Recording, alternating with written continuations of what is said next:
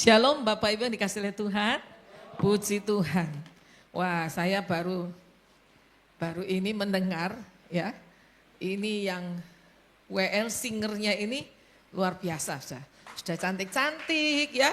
Suaranya saya dengarkan dari tadi stabil loh. Nah saya yang nyanyi aja sudah capek.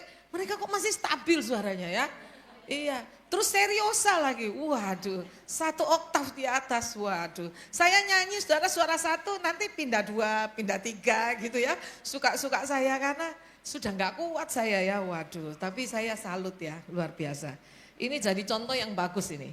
Nanti saya mau bikin di tempat saya juga gitu.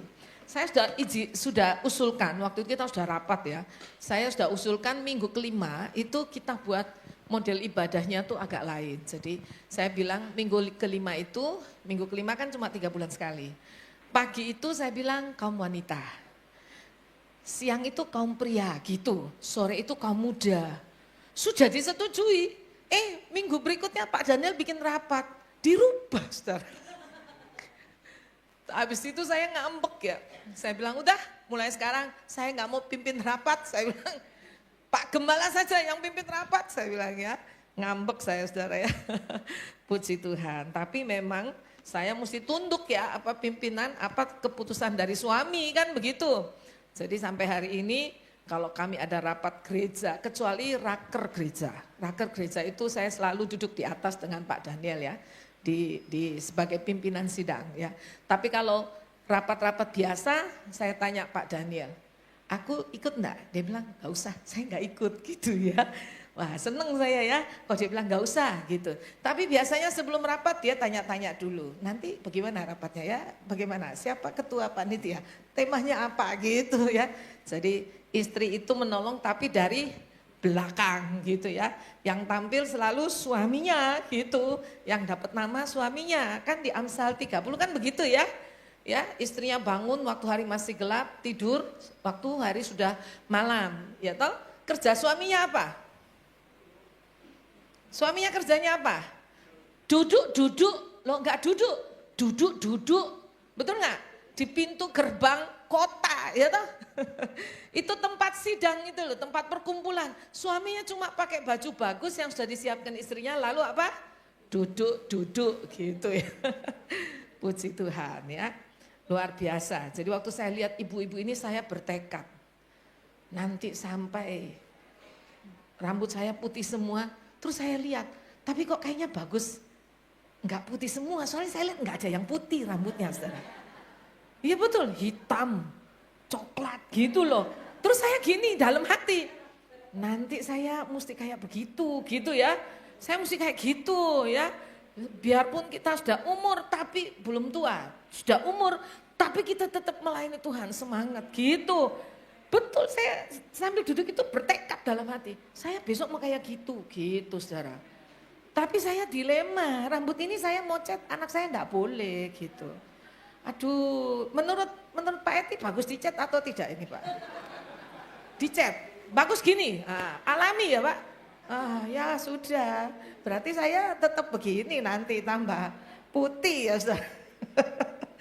Ya suami saya, anak saya enggak boleh. Bahkan waktu saya ketemu teman-teman dari luar negeri, waktu kita acara di Korea atau di Malaysia, mereka bilang gini, no, don't color your hair because we have to pay a lot to have a hair like you, katanya. Jangan cet, susah loh punya rambut kayak kamu itu gitu katanya ya. Padahal ini rambut irit, nggak usah ngecat ya, atau nggak usah bayar ya, alami ya. Bu Hendri ya, rambutnya juga alami ya. Puji Tuhan ya. Hari ini saudara kita mau belajar ya satu kisah yang luar biasa tentang kasih Tuhan, kesetiaan Tuhan dalam hidup kita. Kita melihat dulu, baca dulu pengalaman dari Petrus. Kita baca yuk, Lukas pasal 22. Ya, kita nggak usah baca semua ayat, kita membaca saja saudara, ayat 61 dan 62. Ya. Lukas 22 ayat 61 dan 62. Ya. Kalau sudah, mari kita baca bersama-sama. 1, 2, 3. Lalu berpalinglah Tuhan memandang Petrus. Maka teringatlah Petrus bahwa Tuhan telah berkata kepadanya, Sebelum ayam berkokok pada hari ini, engkau telah 3 kali menyangkal aku. Lalu ia pergi keluar dan menangis dengan sedihnya. Saudara yang kasih oleh Tuhan, kalau kita melihat siapa itu Petrus, saudara. Petrus ini termasuk rasul mula-mula yang dipanggil oleh Tuhan. Petrus adalah bisa dikatakan dia senior, dia pimpinan dari para rasul. Ya. Dia begitu bersemangat mengikut Tuhan. Dia meninggalkan segala sesuatu untuk mengikut Tuhan. Ya. Ketika Tuhan bertanya, siapakah aku menurut kalian? Dengan lantang Petrus berkata, engkau adalah anak Allah yang hidup. Ya. Engkau adalah anak Allah. Dan Tuhan berkata, Petrus, perkataan itu bukan datang dari manusia, tetapi Tuhan yang nyatakan kepadanya. Dan di atas Petrus, engkau adalah batu karang, di atas batu karang ini aku akan mendirikan gerejaku dan alam maut tidak bisa menguasainya. Wah, Petrus luar biasa bersemangat, saudara, senang. Ya, kalau bisa menjawab sesuatu dan Tuhan menggarisbawahi, meneguhkan perkataan itu luar biasa, saudara. Tetapi kita tahu ya, satu kali di dalam acara perjamuan malam, mari kita membuka ayat sebelumnya, kita buka Lukas 22 ya. Lukas 22.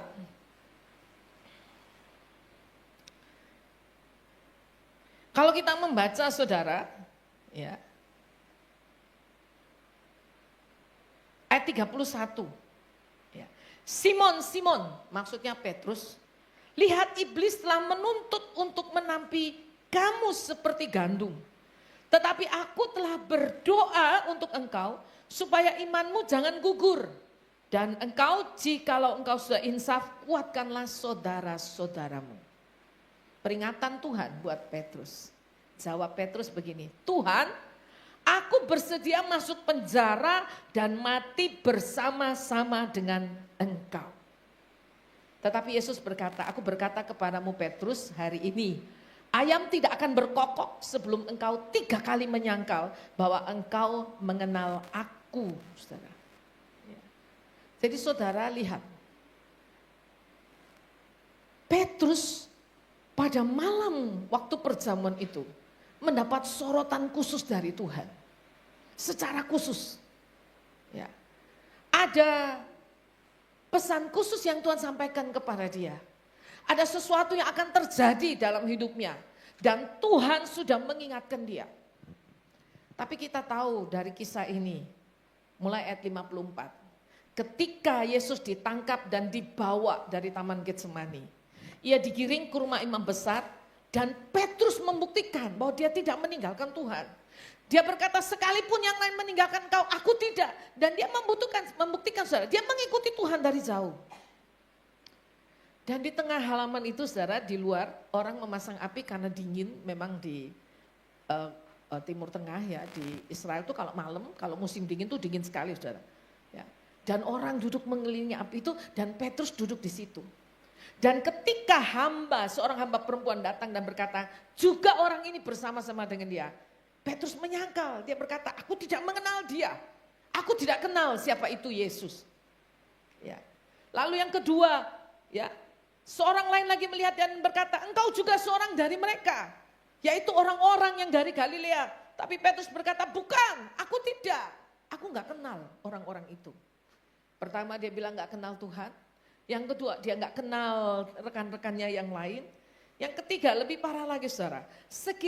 Kira-kira 1 jam kemudian orang lain dengan tegas berkata, sungguh orang ini juga bersama-sama dengan dia sebab ia orang Galilea. Kali ini Petrus berkata, bukan, aku tidak tahu apa yang engkau katakan. Ada orang mungkin datang dan berkata, bener loh orang ini orang Kristen. Kamu Kristen kan? Dia bilang enggak, aku gak ngerti kamu ngomong apa. Dia menyangkal keberadaan dirinya. Saudara, Petrus gagal saudara. Petrus jatuh. Petrus menyangkal Tuhan. Tetapi kita melihat di akhir kehidupan Petrus. Ya, Petrus dipulihkan oleh Tuhan. Dan Petrus dipakai oleh Tuhan. Bahkan sampai matinya Petrus mempermuliakan nama Tuhan. Saudara, dari sini kita belajar bahwa keselamatan kita Tidak bergantung pada kekuatan janji kita kepada Tuhan. Petrus berjanji kepada Tuhan, Tuhan sekalipun yang lain meninggalkan engkau, aku tidak akan meninggalkan engkau. Memang betul saudara, kalau saudara ikuti khotbah saya yang siang, dia memang enggak meninggalkan Tuhan. Dia mengikuti Tuhan tapi dari jauh, sembunyi-sembunyi karena dia takut betul. Saudara, kita bersyukur bahwa keselamatan kita tidak bergantung pada kekuatan janji kita kepada Tuhan. Melainkan kepada kekuatan janji Tuhan kepada kita. Ya. Saya bisa minta tolong Ibu Gembala maju ke depan sebentar saja. Ya, mari. Saudara, kalau misalnya ini tangan Tuhan, Ibu Gembala mewakili, pegang yang kuat tangan saya, mewakili kita orang percaya. Ya, pegang yang kuat. Kok lebih kuat saya ini? Saya mau tanya saudara, kalau Ibu Gembala ini tangan manusia, saya tangan Tuhan. Berapa lama kita bisa pegang tangan Tuhan? Ibu Gembala berapa lama bisa pegang tangan saya? 1 jam bisa? 2 jam bisa? 1 hari bisa? Kita bisa capek, betul ya? Kalau capek tangannya apa? Lepas. Betul nggak? Betul ya? Ada pergumulan masalah tangannya lepas, betul nggak? Kalau keselamatan tergantung kepada betapa kuatnya kita memegang tangan Tuhan, lepas kita. Mengapa? Karena kita nggak kuat selamanya berpegang kepada Tuhan, betul nggak? Tapi kita bersyukur masih ada tangan siapa? Tangan Tuhan. Tuhan kuat nggak pegang kita? Selamanya Tuhan kuatnya. Tuhan tidak pernah melepaskan kita, amin. Jadi kita bersyukur keselamatan kita bukan tergantung kepada betapa kuat kita memegang janji kita kepada Tuhan. Tetapi betapa kekuatan janji Tuhan, firman Tuhan, kuasa Tuhan memegang hidup kita. Amin. Terima kasih, puji Tuhan. Ya, jadi kita bersyukur. Aduh, saya bersyukur kepada Tuhan. Bayangkan kalau keselamatan itu tergantung kepada saya. Waduh, kalau lagi seneng saya rajin pergi ke gereja, rajin berdoa, betul nggak? Tapi kalau ada pergumulan masalah kita menjadi lemah. Kalau kita sakit nggak bisa bangun sembahyang, nggak bisa pergi gereja. Tapi kita bersyukur keselamatan kita tidak bergantung kepada janji kita kepada Tuhan. Tetapi kepada janji Tuhan dalam firman-Nya kepada hidup kita. Dan janji Tuhan itu iya dan amin. Mari kita lihat pengkhianatan Yudas dan penyangkalan Petrus. Ini 2 murid dengan 2 kisah. Tadi saya khotbah itu saudara. 2 murid dengan 2 kisah. Ya, Yudas, dia berkhianat kepada Tuhan. Dia melakukannya dengan sengaja, saudara. Dia sengaja pergi dan dia sengaja menjual Tuhan. Dia sengaja. Mengapa? Berasal dari hati yang menolak Kristus secara sadar. Secara sadar dia menjual Tuhannya. Tetapi bagaimana dengan Petrus, saudara? Nah, Petrus itu terjadi karena kelemahan manusia. Saya mau katakan saudara, Petrus ini mewakili kita. Ya, yang tanpa sadar kadang-kadang kita mendemonstrasikan kelemahan kita, saudara. Ya, mengapa begitu? Nah, mari kita lihat, saudara. Coba, mari kita lihat. Satu, ya, lihat. Dia mendeklarasikan diri. Aku bersedia masuk penjara dan mati bersama-sama dengan engkau. Ya, ayat 33. Dia berkata, Tuhan, aku bersedia masuk penjara dan mati bersama-sama dengan engkau. Sementara di dalamnya itu dia rapuh. Kadang-kadang kita begitu. Bersemangat, haleluya. Mari kita melayani Tuhan, semangat, puji Tuhan, menyanyi. Begitu pulang kita capek. Sampai di rumah berantakan dan kotor. Langsung kita apa? Emosi, betul ya? Langsung aduh lupa. Lupa sama haleluyanya. Ya, toh? Itu manusia, saudara. Bagaimana dengan Petrus? Petrus itu dikatakan overconfidence, terlalu yakin. Baru sebentar tadi itu dipuji Tuhan. Baru menyatakan deklarasi aku akan mati untukmu Tuhan. Terlalu percaya diri, dia merasa tidak perlu berdoa, sudah capek. Jadi malam itu di Taman Getsemani, Tuhan mengajak ketiga muridnya, kalian tunggu di sini. Petrus, kamu berdoa. Dia pergi sepelempar batu di sana, dia berlutut dan dia berdoa. Dan dia bergumul luar biasa sampai dikatakan keringatnya seperti darah. Saya tanya saudara kepada dokter, bisa nggak orang keringatnya seperti darah? Oh bisa, kalau orang itu stres luar biasa, pembuluh darahnya pecah, yang halus itu keluar keringat seperti darah. Bisa. Yesus bergumul luar biasa karena dia tahu besok dia harus menanggung siksa. Kemis malam itu dia bergumul luar biasa. Dia tahu. Tapi murid-muridnya nggak tahu. Yang luar biasa, Tuhan kita itu yang Allah datang menjadi manusia, yang berkuasa atas laut, berkuasa atas segala sakit penyakit, bahkan orang mati dia bangkitkan saudara. Tapi dia sadar, besok ini dia mesti menanggung dosa seluruh isi dunia, dan itu tidak mudah. Sebab itu dia bergumul di bawah kaki Tuhan, Bapa di surga. Dan dia berdoa, doanya seperti ini. Ya Bapa, ya Aba, sekiranya boleh, cawan ini lalu, cawan murka Allah. Tapi bukan kehendakku, melainkan kehendakmu yang jadi. Tuhan itu loh yang rajin bangun pagi, naik ke gunung dan berdoa. Waktu malam murid-murid disuruh menyeberang, dia masih naik gunung dan berdoa. Biar capek, dia selalu berdoa. Dia sadar besok ini ada tugas yang besar, tugas utama, dan itu berat. Dia perlu berdoa. Lah murid-muridnya Petrus ini sudah ngantuk ya toh, cuma manusia biasa. Lalu tidur. Saudara, kalau saya nonton The Passion of Christ ya, sedikit saja saya pasti menangis ya.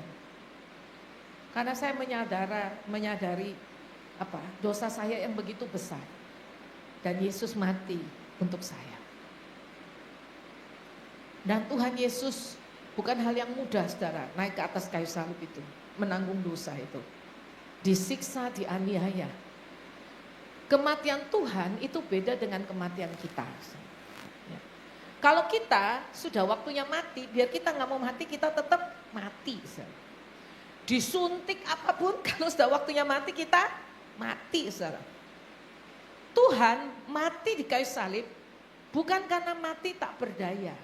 Kalau kita mati karena nggak berdaya melawan maut. Tuhan mati, kenapa saudara? Karena dia menyerahkan nyawanya. Jadi kalau di atas kayu salib, Tuhan nggak serahkan nyawa, dia nggak mati-mati. Saudara. Ini kalau sore saya nggak dipeseni ya, khotbahnya 30 menit, nggak ya toh? Enggak, betul, enggak ya Pak ya? Jadi boleh agak lebih sedikit ya toh? Iya. Kalau pagi saya dipeseni terus, dipeseni. Kalau yang sore enggak, jadi saya agak seneng saudara. Gitu. Jadi dia mati itu saudara, karena dia menyerahkan nyawanya. Jadi kalau dia enggak serahkan nyawa, dia enggak mati-mati loh saudara. Itu mungkin serdadu Romawi itu nungguin lama banget kok dia enggak mati-mati gitu saudara. Betul itu. Ya, lo kok dibuat guyon ya. Tapi saya membayangkan, memang betul dia mati karena dia menyerahkan nyawanya. Coba kalau dia nggak nyerahkan nyawanya, dia nggak mati-mati saudara. Itu serdadu nggak pulang-pulang, betul nggak? Ya. Tapi dia menyerahkan nyawanya. Nah yang luar biasa saudara, Petrus sekarang kita lihat. Dia cuma manusia biasa, tapi terlalu percaya diri. Nah ini adalah salah satu, maaf ya saya mesti ngomong, tanda kesombongan.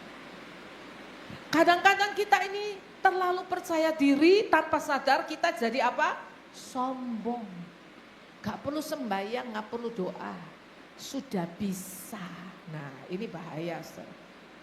Bahaya, betul. Ya. Saya sadar saudara, aduh saya kalau gak karena Tuhan saya gak bisa. Saya gak mampu kalau bukan karena Tuhan. Ya. Kadang-kadang karena ada masanya saudara, saya tuh pernah kena malaria hampir mati. Saya hampir mati. Harusnya secara medis 3 minggu tuh saya sudah mati. Ya. Tapi oleh kemurahan Tuhan saya diperleng umur saya. Saya diperpanjang umur saya. Sebab itu hidup saya ini buat Tuhan. Ya. Anak saya kalau larang saya ke Papua saya nangis saudara. Saya menangis seperti digebukin orang. Di bawah kaki Tuhan saya menangis. Saya bilang, Tuhan kalau saya nggak pergi ke Papua nanti saya cepat pulang ke surga. Jadi Tuhan bekerja di hati anak-anak saya supaya mengerti dan mau mengizinkan saya pergi ke Papua. Puji Tuhan mereka mengerti saudara. Jadi saya bisa berangkat ke Papua. Saudara, Petrus terlalu percaya diri membuat Petrus merasa tidak perlu berdoa bagi dirinya sendiri. Ia tidak menyadari besarnya serangan rohani yang akan datang. Dan dia mengandalkan kekuatan dagingnya. Loh, dari mana Bu? Ya, dia bawa pedang. Dia bawa pedang. Pada waktu Yudas datang dengan kepala pasukan ingin menangkap Yesus, dia tarik pedang, dia pukul kepala pasukan, telinganya putus. Lalu diambil, ditempel lagi oleh Tuhan. Tuhan bilang sarungkan pedangmu, orang pakai pedang nanti dia mati oleh pedang. Tempel lagi. Petrus pikir ada pedang, ada kekuatan, jangan takut. Kalau ada musuh aku yang maju. Maaf saudara, ya, jangan mengandalkan kekuatanmu sendiri. Yeremia 17 berkata apa? Ya, ayat 5, ayat 7. Terkutuklah orang yang mengandalkan manusia, yang mengandalkan kekuatannya sendiri. Tetapi ayat 7, diberkatilah orang yang mengandalkan Tuhan, yang menaruh harapannya kepada Tuhan. Saudara, saya di Papua itu betul-betul berharap bersandar kepada Tuhan. Ya. Bulan lalu kan saya ke sana terus saya pulang, terus minggu ini saya khotbah di sini. Pulang dari Papua saya ke Jakarta 3 hari, itu saya ke sini saudara. Nah saudara, gini, setiap saya datang, itu selalu ada serangan. Ya. Bulan Desember waktu saya datang, saya lagi mengajar, tiba-tiba pintu kamar saya itu ada pintu keluar. Saudara. Pintunya bunyi, buang, keras sekali, kayak ada orang yang tendang. Habis itu di atas rame, kutuk. Saya udah tahu, serangan. Benar, di atas ada yang ketindihan, diganggu roh jahat. Saya duduk aja di bawah, habis ngajar nih, kelas online. Jadi saya duduk santai gitu. Saya dengar lo nggak lama kok sudah menyanyi di atas gitu loh. Terus saya naik, betul diganggu anak itu. Bisa diganggu. Saya bilang, ayo sembahyang, kita doa. Terus saya doakan, habis itu selesai, turun. Saya tahu itu serangannya itu sebetulnya kepada saya, saudara. Karena salah satu guru kita pernah kena serangan, selama 3 bulan dia dikuasai oleh roh jahat. Saya beli tiket seluruh terbang ke Surabaya. Begitu dia sampai, saya jemput dia di Juanda dengan suaminya saudara. Dia ngamuk, dia bilang, nanti kalian tahu saya bikin kalian semua mampus. Saya bilang, kok siapa? Nah, ini rohnya jahat orang Papua. Dia bilang, nanti supaya kau tahu kau saya yang berkuasa di tanah itu. Saya bilang, kau siapa? Kau siapa? Kau kasih tahu kau pun nama tuh. Gitu. Ya, kalian ganggu saya. Terus saya tanya, siapa ganggu kau? Lalu dia tunjuk saya, kau itu ganggu saya. Lo kenapa? Saya ganggu kau apa? Dia bilang gini, kau suruh anak-anak sembahyang tiap malam, tiap pagi, sater ganggu. Gitu. Lalu dia sebut dia benci 3 orang saudara. Dia musuhin saya, Ibu Winda dan Ibu Cahaya. 3 orang, dia sebut loh saudara nama kita, dia tahu loh saudara. Karena kita 3 ini pendoa, suka berdoa. Saudara. Jadi kita 3 ini diserang. Nah kemarin bulan lalu saya kan juga ke Papua. Ya. Saya baru sampai, nggak lama kok di atas darah Yesus gitu, setenging-tenging. Kalau saya kan modelnya gini, anak-anak guru-guru bisa tangani, jadi saya nggak perlu naik gitu. Ya. Terus besoknya Sama lagi, darah Yesus gitu. Saudara. Nggak lama Cahaya datang, Ibu, kayaknya di sini nih kok tiap kali banyak gangguan ya Bu. Ibu datang ini kok banyak gangguan. Saya bilang, saya tahu, mau ganggu saya, mau serang saya, saudara. Tapi Tuhan menjaga hidup saya. Saya tuh tidur, kamar saya paling ujung, belakangnya itu sudah hutan, saudara. Ya paling ujung. Jadi mereka itu senang kalau ada saya, sebab saya penjaga. Kamar saya paling ujung. Kalau malam saya suka buka lihat-lihat, ada apa gitu, saya buka lihat-lihat gitu. Satu malam dulu sekitar 10 tahun lalu, tahun 2016, mati lampu, masih hutan saudara. Mati lampu lalu anjing menangis. Nah kalau orang Ambon bilang, kalau malam anjing menangis tuh ada setan lewat. Terus saya bilang gini, kok ada orang yang masuk tanah kita gitu. Orangnya bawa obor gitu sih. Coba saya mau turun tanya siapa ya gitu. Lalu Cahaya dan adik saya bilang, gak usah turun. Gak usah turun sih, diam aja gak usah turun. Terus saya lihat saudara, ternyata orang itu hitam, matanya merah. Dan itu bukan obor, tapi ada obor di atas kepalanya. Nah, orang sana bilang itu Swanggi. Saudara, yang dari Ambon siapa? Pasti tahu. Kalau orang lihat Swanggi dia pasti mati. Mati ya. Betul ya? Mati. Tapi saya bersyukur loh, sampai hari ini Tuhan masih kasih saya hidup. Swanggi itu lihat saya.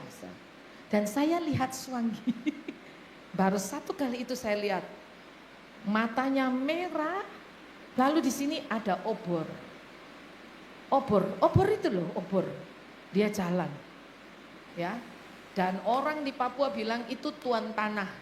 Tapi kita orang timur bilang itu Swanggi. Saya baru lihat satu kali. Biasanya kalau orang lihat Swanggi dia sakit lalu dia mati. Betul. Tapi sampai hari ini. Saudara jujur, saya nggak bisa kalau nggak bersama dengan Roh Kudus, saudara. Di Papua itu peperangannya banyak, saudara. Ya. Menghadapi kuasa gelap, ya roh-roh jahat, ya anak-anak itu setiap awal tahun semester itu pasti ada yang kerasukan itu. Makanya mereka senang, ibu datang dulu bikin KKR, bikin doa, gitu. Senang mereka, nanti bikin doa tahu-tahu ada yang jatuh, ada yang kerasukan, saudara ya. Kita doakan semua. Tiap malam saya berdoa, Tuhan tutup bungkus kami dengan darah-Mu yang kudus. Satu kali pendoa, Ibu Winda datang, dia bilang, siapa yang tidur di kamar ujung ini? Kamarnya Ibu Lani, dia bilang gini, wih Ibu Lani kok kuat ya tidur di kamar ini. Loh kenapa? Wah itu, dia bilang itu kuasa yang ada di dalam kamar itu tuh besar hitam gitu. Tapi kok Ibu Lani bisa ya tidur di kamar itu? Saya bilang lo ada Tuhan Yesus menjaga saya. Amin. Tuhan Yesus pelihara saya. Jadi tidak perlu takut. Tapi saudara, Petrus lupa. Ada iblis sedang menampi dia. Tuhan sudah ingatkan dia. Coba kita lihat dalam Lukas 22 ayat 31. Simon, Simon lihat. Iblis telah menuntut untuk menampi kamu seperti gandum. Tuhan sudah ingatkan dia. Ya. Coba kita lihat slide-nya. Ya. Iblis ingin menampi Petrus. Sayang, Petrus enggak berjaga-jaga.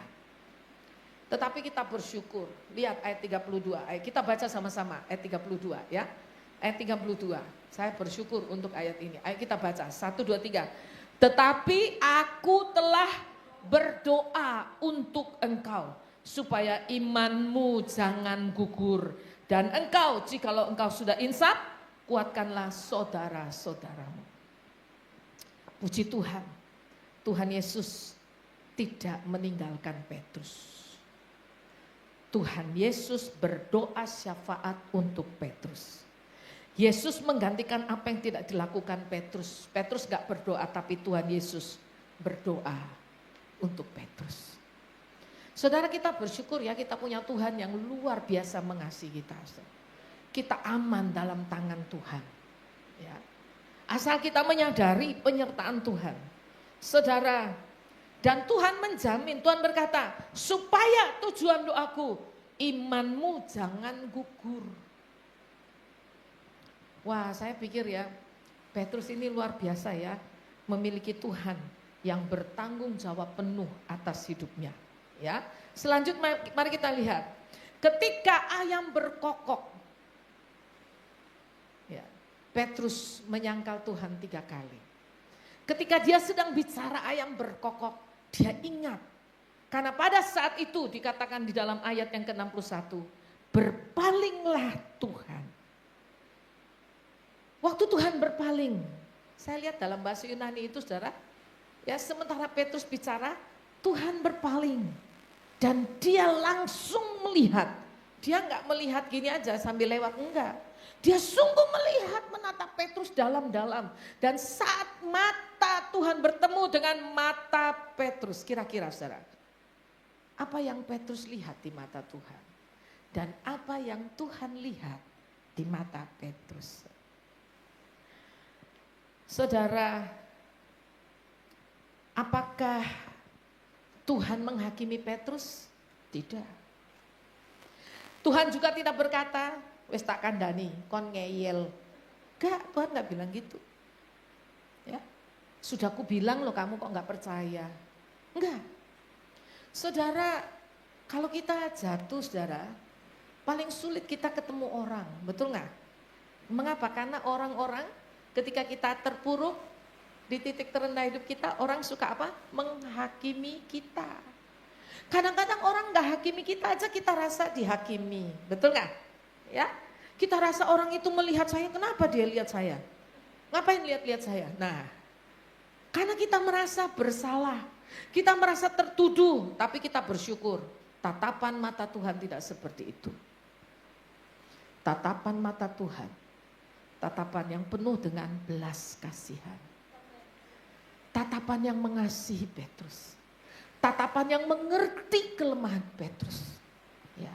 Sebab itu ketika Petrus melihat Tuhan, matanya dia melihat Tuhan. Dia pergi keluar dan menangis dengan sedihnya. Saya rasa di hati Petrus, pasti Petrus merasa begini. Oh Tuhan, Tuhan sudah ingatkan saya, kok saya enggak waspada, kok saya enggak sadar, ya, betapa bodohnya saya. Pasti itu yang ada di pikiran Petrus tuh. Karena apa? Karena selama ini dia begitu pede, percaya diri, sampai dia rasa enggak perlu berdoa. Ya, dia mengandalkan kekuatannya sendiri. Saudara, memang kadang-kadang saudara, ketika kita sudah jatuh baru kita sadar betapa bodohnya kita. Tapi saudara, kita bersyukur Tuhan tidak mendakwa kita. Ya, memang iblis suka mendakwa kita, tapi Tuhan tidak. Mari kita lihat tatapan Tuhan Yesus. Ya, saudara, tatapan Tuhan Yesus itu ada kasih dan pengampunan. Bebas dari rasa benci dan penghakiman. Tuhan terima kita apa adanya kita, saudara. Ya. Kalau manusia kita buat salah, ya 1 kali, 2 kali dihitung, saudara. Kok kita datang minta maaf dia terima, tapi kalau kita ulang-ulang melakukan kesalahan, manusia nggak mau memaafkan kita. Tapi saya bersyukur Tuhan tidak demikian. Seberapa kali kita bersalah, seberapa kali kita datang, saudara, Tuhan menerima kita apa adanya kita. 1 kali ada seorang bapak namanya Sinaga. Saya bilang, Pak, ayo ke gereja. Dia jawabnya gini, saya ini orang berdosa Bulani, nanti hidup saya sudah benar baru saya datang kepada Tuhan. Dalam hati saya, nggak akan bisa benar, saudara. Sebab Tuhan datang bukan cari orang benar, Tuhan datang justru cari orang berdosa. Ketika kita sadar saya orang berdosa, kalau sadar kamu orang berdosa, sadarilah Tuhan sudah mati buat engkau. Dan kasihnya begitu besar buat engkau. Dan tangannya terbuka menyambut engkau. Terima kasihnya itu. Nanti kasih itu mengampuni kita, memulihkan hidup kita, mengubah hidup kita. Kita nggak bisa mengubah hidup kita, memulihkan hidup kita dengan kekuatan kita sendiri, saudara. Kita nggak bisa hidup benar dengan kekuatan kita sendiri, nggak bisa, saudara. Kita butuh Tuhan. Kita butuh belas kasihan Tuhan. Kita butuh pertolongan Tuhan untuk bisa hidup menyenangkan hati Tuhan. Gak bisa kalau pakai kekuatan kita. Kita bersyukur ada kasih dan pengampunan Tuhan. Tatapan Tuhan penuh dengan kasih dan pengampunan.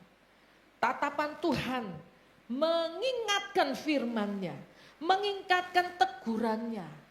Dan dia mengingatkan dengan kasih. Karena pada waktu dia melihat, Petrus melihat tatapan Tuhan, maka dia ingat perkataan Tuhan. Kita belajar tadi pagi, saudara. Ya, apa bedanya ya pengalamannya Yudas dengan Petrus? Saudara. Bedanya di sini, saudara. Ya, ketika Petrus diingatkan oleh firman Tuhan, dia terbuka hatinya. Dia menyadari kesalahannya. Dia merasa sedih. Dia mau bertobat, dia mau membuka hatinya. Karena firman Tuhan, perkataan Tuhan ada dalam ingatannya. Tapi Yudas enggak begitu, saudara. Yudas menyesali diri. Yudas enggak bisa move on. Yudas menyalahkan diri. Ya, saya yakin itu iblis terus menuntut Yudas. Sampai akhirnya Yudas merasa saya enggak layak untuk hidup. Lebih baik saya mati. Sayang, Yudas mati sia-sia. Sebetulnya Tuhan sudah ingatkan Yudas juga loh, saudara. Yudas, apa yang kau mau lakukan, lakukanlah. Tuhan sudah ingatkan Yudas. Hati-hati ada orang yang akan menjual aku, mengkhianati aku. Lebih baik orang itu tidak dilahirkan. Tuhan sudah ingatkan dia. Harusnya dia sadar, saudara. Tapi sayang, ya maaf ya, harta kekayaan uang, ya itu sudah menutupi matanya sehingga dia menjual Tuhan. Sayang, saudara. Mari saudara jangan biarkan perkara duniawi menutup mata kita dari melihat kemuliaan Tuhan dalam hidup kita. Saudara. Ya, jangan. Ya.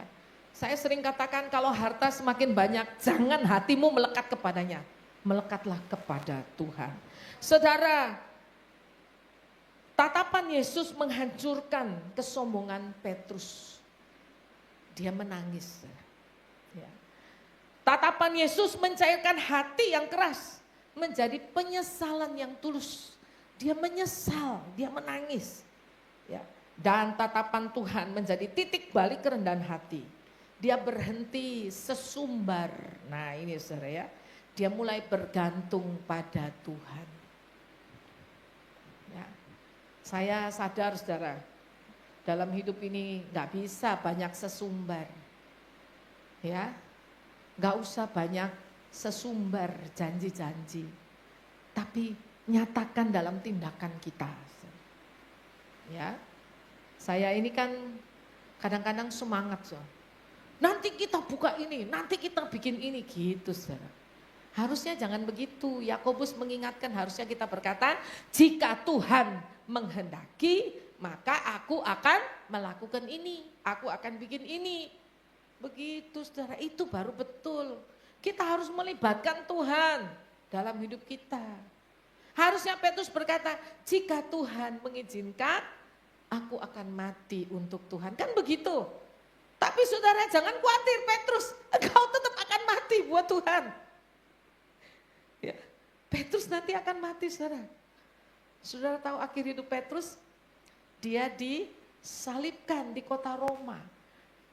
Pada waktu itu terjadi Raja Nero membakar kota Roma. Petrus jadi gembala sidang di kota Roma. Ya.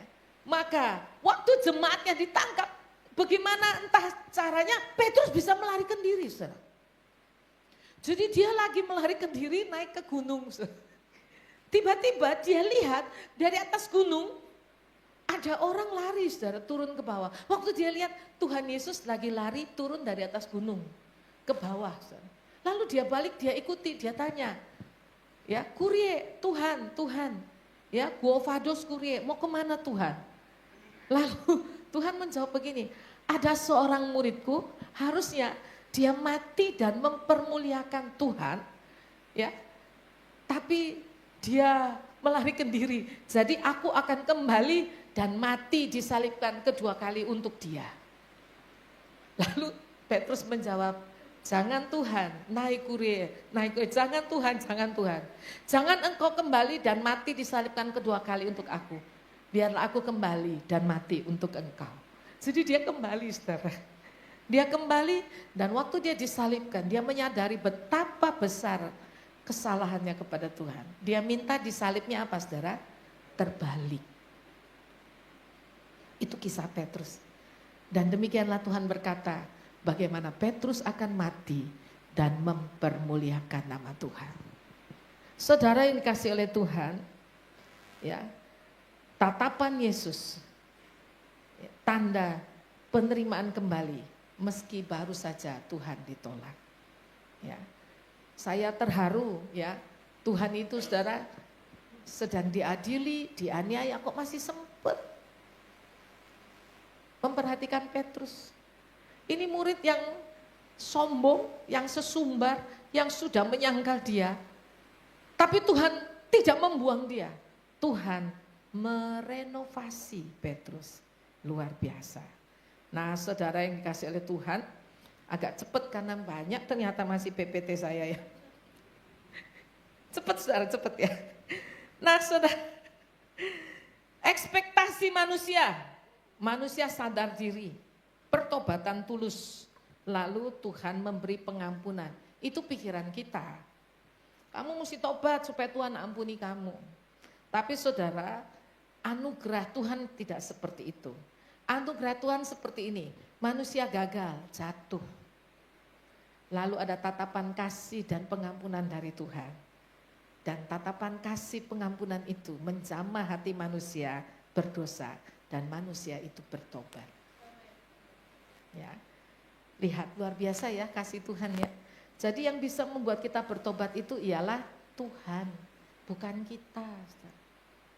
Ya, tapi anugerah Tuhan.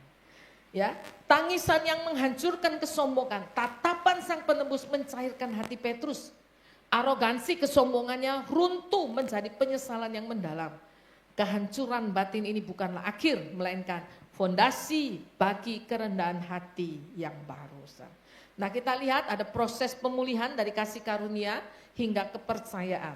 Yang pertama kita lihat ada tatapan dari Tuhan. Lalu ada doa Tuhan. Ada kasih karunia yang mendahului kejatuhan. Dan terjadi di saat titik terendah dalam hidup Petrus. Kemudian ketika dia melihat tatapan Tuhan, kasih Tuhan, belas kasihan Tuhan, dia menangis, dia bertobat, dia sadar akan kerapuhan dirinya yang membuahkan penyesalan yang tulus. Kemudian saudara ketika dia berada di pantai Galilea, saya percaya hari itu Tuhan sengaja menampakkan diri di pantai Galilea. Sebetulnya buat siapa? Ya buat Petrus ini saudara. Ya, Petrus duduk-duduk di pinggir pantai. Lalu nggak tahu mau bikin apa, dia bilang aku akan pergi menangkap ikan. Yang lain berkata kami ikut bersama dengan engkau. Dia kan pemimpin. Saudara. Pergi nangkap ikan semalaman nggak dapat apa-apa. Besoknya Tuhan berdiri di pantai dan tanya, anak-anak ada lauk, ada pauk? Nggak ada. Buang jalamu di sebelah kanan. Mereka buang dapat ikan. Lalu Yohanes bilang, itu Tuhan. Petrus pakai baju, dia nyemplung ke laut, dia datang. Waktu dia sampai, Tuhan lagi bakar ikan dan ada roti. Saya bingung, Tuhan mampir ke supermarket mana itu pagi-pagi beli roti, betul gak? Tuhan tuh tahu ya murid-murid ini lapar loh, sampai hal terkecil loh hidup kita Tuhan perhatikan. Amin. Hal terkecil loh Tuhan perhatikan. Betul saudara, Tuhan itu baik sekali. Ya, saya bersyukur saudara di Papua itu satu hari kita butuh beras itu 50 kilo. 50 kilo. Jadi satu bulan itu 1,5 ton beras. Ya, Tuhan tuh baik saudara, menjawab doa saya. Kita dapat MBG. Saudara. Jadi anak-anak itu satu hari sekarang makannya tuh 4 kali. Saudara. Luar biasa. Ya, jadi di situ saya melihat Tuhan pelihara, Tuhan jaga hal terkecil dalam hidup kita. Tuhan tahu. Nah kita kembali lagi saudara. Di pantai itu Tuhan tanya kepada Petrus. Saya rasa itu khusus Tuhan datang buat Petrus. Petrus, apakah engkau agape aku lebih daripada yang lain? Lalu Petrus menjawab, ya Tuhan, Aku filia kamu. Saya pikir Tuhan ini sedang konseling pribadi nih kepada Petrus. Karena masih ingat Petrus berkata beberapa hari yang lalu dia bilang apa? Tuhan, ya, sekalipun semua meninggalkan engkau, aku sekali-kali tidak akan meninggalkan engkau. Wow. Jadi Tuhan tanya, apakah kamu agape aku? Agape adalah kasih Allah yang tertinggi. Kasih yang rela berkorban, kasih tanpa syarat. Tapi dia menjawab, aku filia kamu. Filia itu kasih yang standar nomor 2. Saudara. Kasih seorang guru, kasih saudara, kasih orang tua. Lalu Tuhan berkata apa? Gembalakanlah domba-dombaku. Kedua kali Tuhan tanya lagi, Petrus apakah engkau agape aku? Diturunkan sedikit. Lebih daripada yang lain gak dipakai, turun sedikit. Dia menjawab, ya Tuhan, aku filia kamu. Dan Tuhan menjawab, gembalakanlah domba-dombaku. Dan ketiga kalinya Tuhan bertanya. Ini yang buat dia sedih, mengapa? Karena ketiga kalinya Tuhan tanya begini, Petrus apakah kamu sungguh filia aku? Diturunkan lagi saudara. Maka sedihlah hati Petrus karena untuk ketiga kali Tuhan tanya, apakah engkau filia aku? Lalu Petrus menjawab gini, ya Tuhan, engkau tahu segala sesuatu. Engkau tahu hatiku. Engkau tahu aku ini cuma filia kamu. Tapi yang luar biasa Tuhan tidak berkata gini, karena cuma filia. Jadi enggak usah melayani Tuhan, enggak. Sekalipun kasihnya cuma filia, Tuhan berkata, gembalakanlah domba-dombaku. Saudara, Tuhan mengerti kok keadaan kita. Tuhan tahu kok seberapa kemampuan dan kekuatan kita. Kita ini bukan manusia sempurna. Tapi kita bersyukur memiliki kasih Tuhan yang sempurna dalam hidup kita. Ya, dan kasih itulah yang menyempurnakan hidup kita. Ya, kita ini bukan apa-apa. Kita ini nggak ada harganya. Tapi karena Yesus mati buat kita, kita menjadi berharga. Disitulah percakapan pastoral pasca kebangkitan, kesempatan menyatakan cinta tanpa dihakimi. Terjadi rekonsiliasi. Dan kemudian tugas mandat yang baru, gembalakanlah domba-dombaku. Saudara, coba lihat. Tadinya dia seorang nelayan yang penakut, saudara. Ya. Di halaman imam besar, yang bersandar kepada kekuatannya sendiri. Ya, tadi kita belajar dia hidup dalam keadaan zona ketakutan. Di satu sisi dia mau menunjukkan cintanya kepada Tuhan, di lain sisi dia takut ditekan oleh masyarakat. Ya, banyak anak Tuhan seperti itu, saudara. Ya, mau tunjukkan saya ini orang Kristen, tapi semua pada merokok. Waduh, gimana ya? Ya, ini kalau saya ngikuti mereka nanti nggak dapat kangtau, kan gitu, saudara. Banyak yang begitu anak Tuhan, saudara. Ya, ada seorang suami, ya teman saya itu suami istri, istrinya punya prinsip gini. Pokoknya kalau sudah jam 5 pulang kantor saya pulang. Tamu, klien dari Singapura, dari mana, kalau mau pergi karaoke, pub, disco apa, dia bilang, ini saya kasih mobil, saya kasih kartu, pergi, maaf saya nggak bisa ikut. Tapi suaminya lain, suaminya punya bisnis juga, saudara. Ikut entertain, nanti karaoke, pesen minum, nanti mabuk, lalu ada bilnya, ada perempuannya, waduh. Tapi saudara tahu, justru bisnis istrinya lebih diberkati daripada suaminya, saudara. Di situ Tuhan menunjukkan pembelaannya. Ya, kalau kita belajar takut akan Tuhan, berani menjadi saksi, mendeklarasikan iman kita kepada Tuhan, hidup benar takut Tuhan. Tuhan pasti berkati kita, saudara ya. Nah, kita lihat saudara, paradoks kegagalan. Di tangan manusia kegagalan adalah kehancuran, menghasilkan keputusasaan dan rasa malu. Tapi di tangan Tuhan Sang Penebus, kegagalan adalah bahan baku pembentukan. Tuhan bisa membentuk kita kembali. Ya, Tuhan bisa mengangkat kita. Tuhan bisa memulihkan kehidupan kita. Saudara, pengampunan Tuhan jauh lebih besar daripada kegagalan manusia. Sekali lagi ya, mari next. Ya, pengampunan Tuhan, apa saudara? Jauh lebih besar daripada kegagalan manusia. Kristus tetap setia, bahkan di saat kita terbukti tidak setia. Karena dia nggak bisa menyangkal dirinya. Dia tetap setia. Saudara, terakhir saudara, refleksi pribadi. Dalam menghadapi badai kehidupan, apakah Anda sedang bersandar pada kekuatan janji Anda kepadanya atau pada kekuatan janjinya kepada Anda? Apakah Anda sedang mengandalkan kekuatanmu atau sedang mengandalkan kekuatan Tuhan? Mari kita tundukkan kepala bersama-sama.